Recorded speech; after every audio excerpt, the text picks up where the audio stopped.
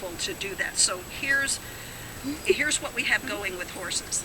Oh, look at this. You have a friend. And see how curious they are? So you have a yin and a yang here. Are they afraid of humans? Yes. But are they curious? Do they want to please? Do they want to check things out? Absolutely. So that's the play between, he's smiling at you. That's Mio. He actually. So each of these horses have their story. Each one is. Oh, this is. You'll enjoy just watching them, and because our horses, as opposed to others that are what we call overly disciplined, they're comedians too.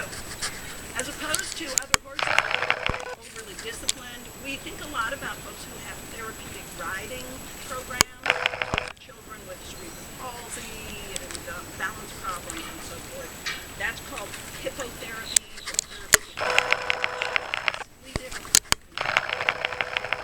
And in the therapeutic riding programs, those horses are trained to have a walker on both sides of them, holding very closely to a lead underneath their chin, and they're highly disciplined. So if we were to put horses out here, they would be there for someone to tell them what to do or what not to do.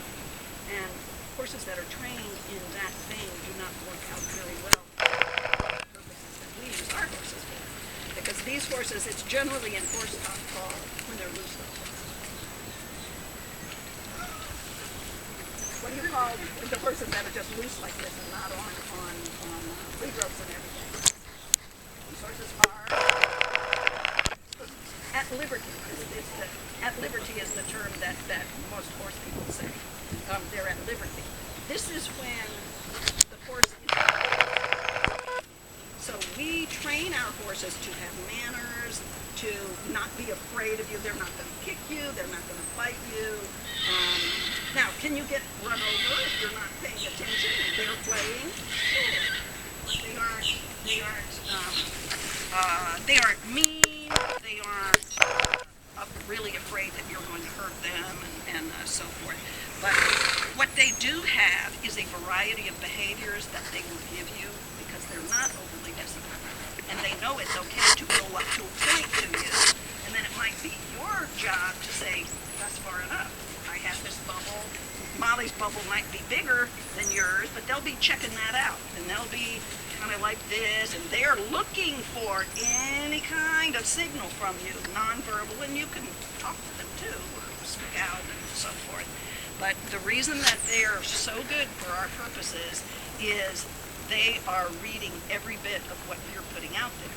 So after we kind of desensitize ourselves to horses, for those of you that haven't been around horses, we're going to take time to do that. Hopefully we'll have some eager volunteers, and if not, we'll throw Molly in there, or Megan, or Kristen, and do a few little individual exercises so that you can get a feel for what a therapeutic session might be like. But when we have clients here, and as you can appreciate, it's difficult to always have clients here doing therapeutic work in terms of confidentiality. Everybody aware of that issue.